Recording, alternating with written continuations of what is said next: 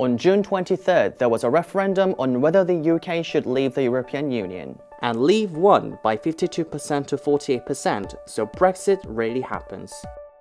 Hello, I'm Billy. Brexit is a compound of Britain and exit, which means Britain's leaving the European Union, and this is the biggest issue in the UK. Or maybe the biggest issue in the world.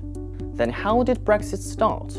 After the UK joined the European Union in 1973, some people started to doubt whether the UK got enough benefits in return for the money they paid for the EU.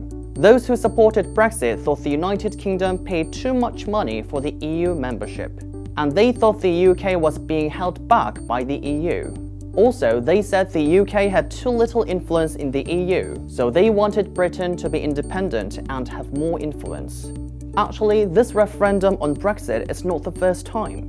There was a referendum on Brexit in 1975, and at that time, many people were in favour of the EU. So the result? 67% of Remain, and Brexit didn't happen. But recently, there has been economic crisis in the EU called Eurozone crisis, and there's been migrant crisis as well. So British people started to think more about what they actually get from the EU. And plus, they started to worry about getting too many immigrants from the EU countries. Immigrants can take advantage of the welfare state in the UK. But for that welfare, British people should pay tax. So they started to want Britain to leave the EU.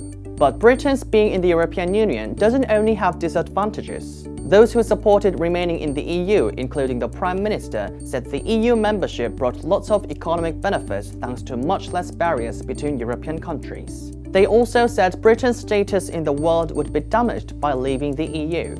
After lots of campaigns, the result of the referendum turned out to be Leave.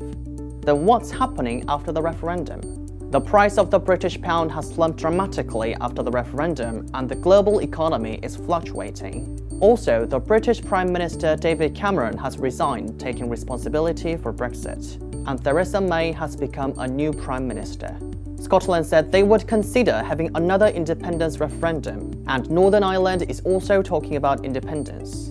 Britain's leaving the EU is such a big change, so we can't be sure what would happen in the future. The United Kingdom will have a 2-year period for negotiation about Brexit, according to Article 50 of Lisbon Treaty. Considering that period, I think this issue would last for a long time. So, what do you think of this issue? That's it from me, and I'll see you next time. Bye!